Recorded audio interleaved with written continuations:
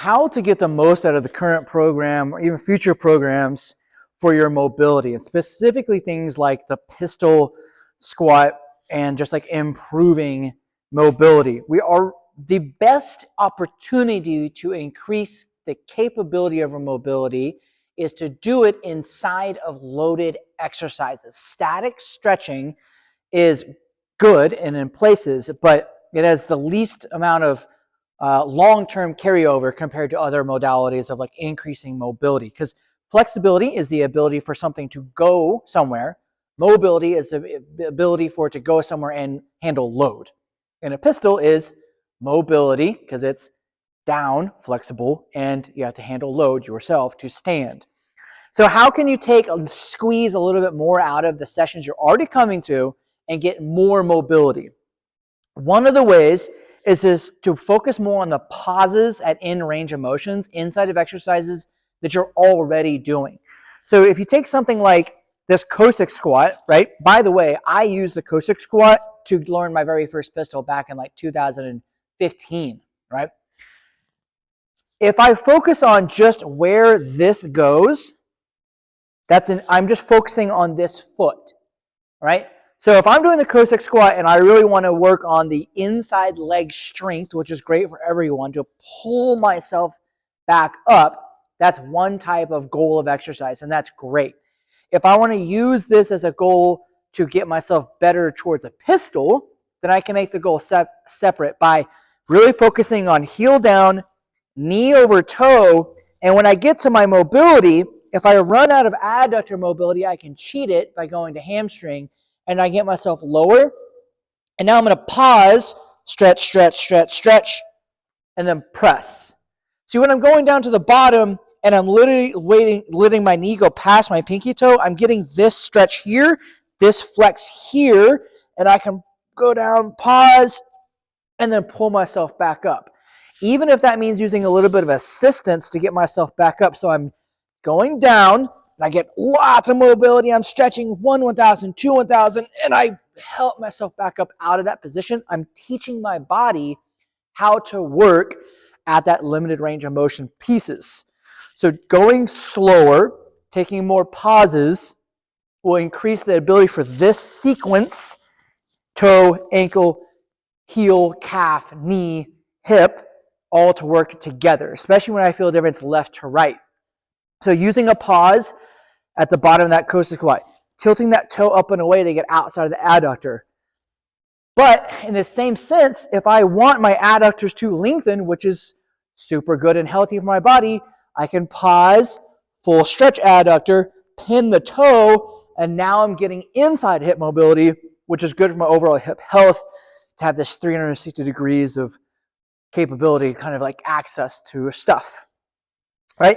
Other things, like when I'm doing my front squats, if I become less concerned with how much weight's on the bar and more about my positions, which is the goal for all of us, I can get down to the bottom, and instead of thinking about what's this going to do, I can think, what are these doing? Is this knee going over pinky toes, pause, stretch, stand? So I can use the bottom of a squat loaded to overload my body, pressing myself out of it.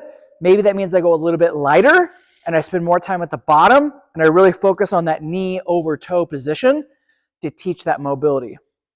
So front squats, Cossack squats, when you're doing, even like, and you're doing the bicep curls in the bottom of the squat, I can come here and wedge. If I'm lax, I can spend time pushing my knees over my toes, and I can use the weight to press myself down as I do my bicep curl, right? So same thing, the landmine squats, really think knee over toe at the bottom, pause, 1,000, 2,000, come up out of it. If mobility is a big concern, which it should be for all of us, I would rather go down in weight, take a pause at the bottom, and teach my body that position, and then come up out of it instead of rushing through repetitions or just bouncing out of this middle section that really isn't teaching my body any like accessible range of motion and mobility. Okay. Now the same thing goes with if I'm doing overhead presses. So say this is a kettlebell, and I always press here, and I'm like, yep, did my 11. That's different than saying press, tension, pause, stretch, down, back, tricep, go, ribs down, hip tucked, mobility, back down for 1. So if I can go all the way up, pause, flex, stretch, ribs down, shoulder blades back, elbows straight, pause, come back down. If I'm taking that intentional moment to teach myself, that is increasing my shoulder mobility, right? And that's going to have the biggest carryover. Same thing when you're doing like dead hangs, pull-ups, inverted rows. If I really go down, full stretch, hang, pull, full stretch, right? I'm teaching those positions how to become mobile by spending pauses and spending time at the bottom of them. So I think right now we have landmine squats, Cossack squats, furfels. That's what I was going to go over too. So even when you're doing your lunging patterns, unless there's a very specific part of the program that is designed to have a vertical knee, right, which means like the knee stays behind the toe and I'm stepping out of it in whatever exercise that might be, if I want to change the focus a little bit to learning ankle mobility, I can initiate by knee over toe, knee over toe. Now my range of motion is my knee over toe and my hip, not just where my knee goes towards the ground. So see how this is a good strong exercise. Nothing wrong with that, right? And if I can move that knee over the toe while I do it, then it becomes a completely different mobility exercise,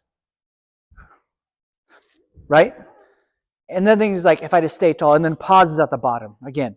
So just taking pauses at the bottom to teach this guy how to work, how to this to flex, this to stretch, and doing it in motion with pauses.